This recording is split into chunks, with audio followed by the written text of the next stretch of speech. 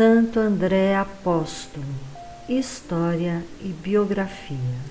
Betsaida, Galileia, século I a.C., conhecido na tradição ortodoxa como Protocletos, o primeiro a ser chamado. É um apóstolo cristão, irmão de São Pedro. O nome André significa hombridade ou coragem. Como diversos outros nomes gregos, parece ter sido comum entre os judeus do século III ou II a.C. De acordo com Hipólito de Roma, ele pregou na Trácia e sua presença em Bizâncio também é mencionada no apócrifo Atos de André, escrito no século II. Esta diocese se desenvolverá e acabará por se tornar patriarcado de Constantinopla. André é por isso considerado como seu fundador. O Novo Testamento registra que André era irmão de Pedro, de que se pode concluir que ele também era filho de Jonas, ou João. Nasceu em Betsaida, às margens do mar da Galileia.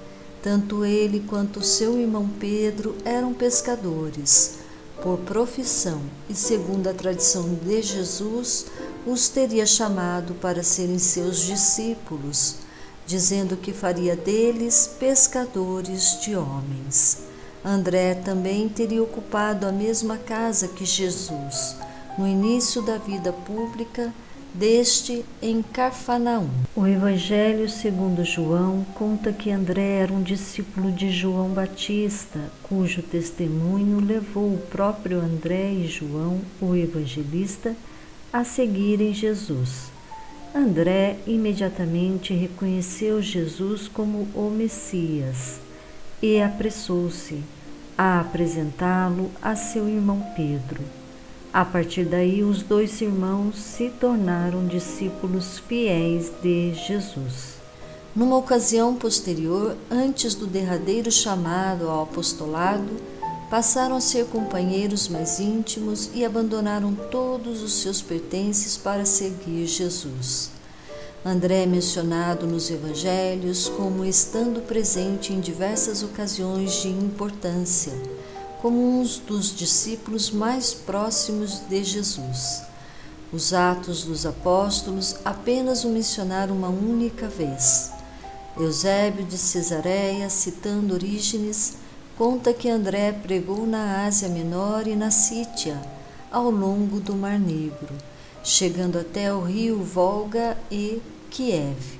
Daí que se tenha tornado padroeiro de Romênia e da Rússia.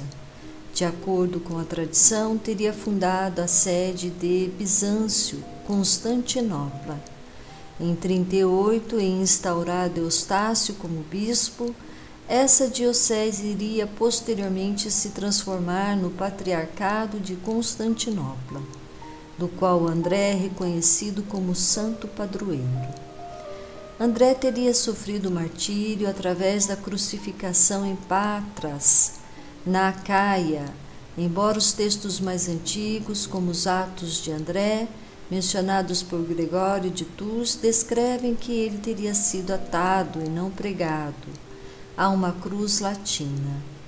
Desenvolveu-se uma tradição de que André teria sido crucificado numa cruz do tipo conhecido como cruz decussata, cruz em forma de X, comumente conhecida como Cruz de Santo André, e que isto teria sido feito a pedido dele próprio, que se julgava indigno de ser crucificado, no mesmo tipo de cruz que havia sido usado para crucificar Jesus.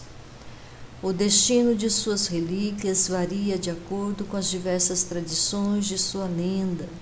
Seus ossos, inicialmente em Patras, cidade da qual Santo André é um patrono, teriam sido levados para Constantinopla, por decreto imperial, onde foram exibidas num triunfo magnífico em 3 de março de 357, quando chegaram à capital do Império Romano do Oriente, até seu lugar de repouso final na Igreja dos Santos Apóstolos. Durante a Quarta Cruzada foram roubadas pelos cruzados, supostamente para protegê-los dos turcos.